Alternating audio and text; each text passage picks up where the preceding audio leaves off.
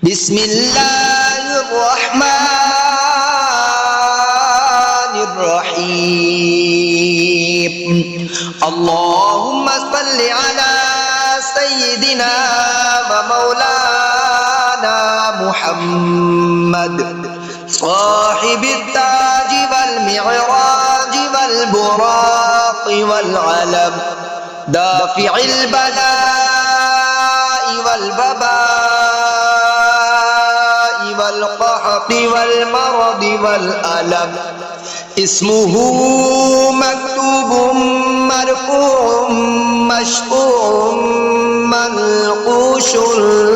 في اللوح والقلم سيد العرب والعجم جسمه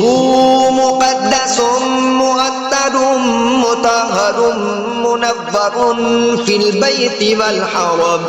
شمس الضحى بدر الدجى صدر العلا نور الهدى صدر العلا نور الهدى كافي الورى مصباح الظلم جميل الشيم شفيع الأمم صاحب الجود والكرم والله عاصمه وجبريل خادمه والبراق مركبه والمعراج سفره وسدرة المنتهى مقامه وقاب قوسين مطلوبه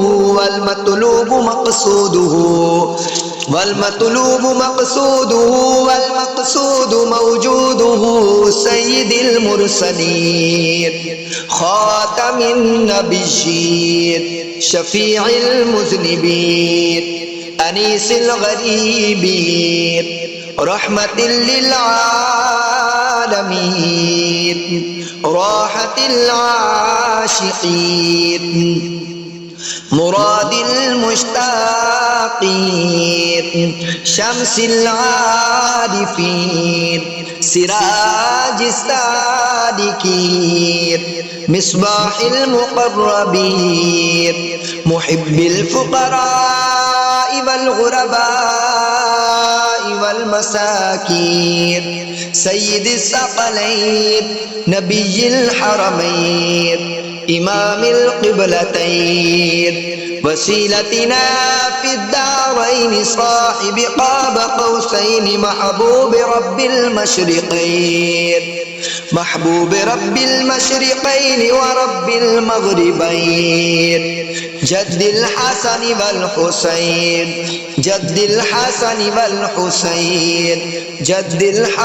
والحسين مولانا ومولى الثقلين أبي القاسم محمد بن عبد الله نور من نور الله يا أيها المشتاقون بنور جماله بلغ العلا بكماله كشف الدجى بجماله حسنت جميع خصاله